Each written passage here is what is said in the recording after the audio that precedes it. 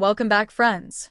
Lately, I've been drawn to a simpler way of gardening, using vintage tools and traditional techniques, the kind our grandparents relied on.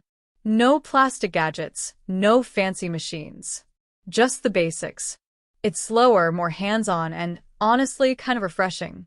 There's something grounding about working the soil with tools that have been around for generations. There's a real charm to these old tools. From the weathered wood handles to the solid craftsmanship, you just don't see much anymore.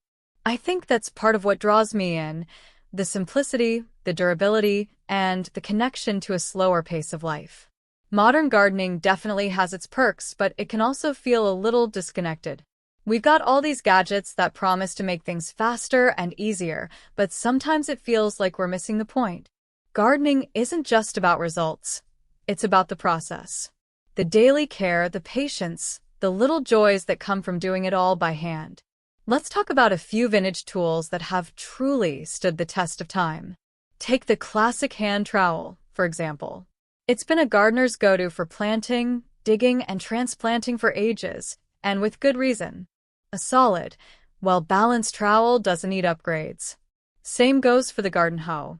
Whether it's the traditional stirrup style or a flat hoe, it's one of the best tools for keeping weeds in check and loosening compacted soil. Another favorite? The manual cultivator, that three-pronged claw on a wooden handle. Perfect for fluffing up the topsoil or mixing in compost. No need for a gas-powered tiller when you've got one of these and a little elbow grease.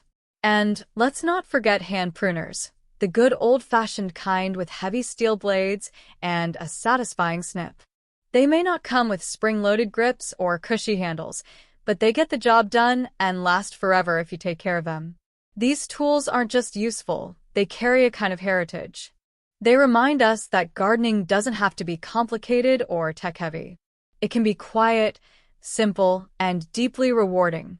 And from a sustainability angle, using tools that are built to last means less waste and less plastic ending up in landfills. For me, embracing these vintage techniques is about more than just gardening. It's about reconnecting with the land and honoring the way things used to be done, when folks grew food out of necessity, with grit and intention. If you're into vintage gardening or have a favorite old-school tool you swear by, I'd love to hear about it. Drop a comment below, and let's swap some stories.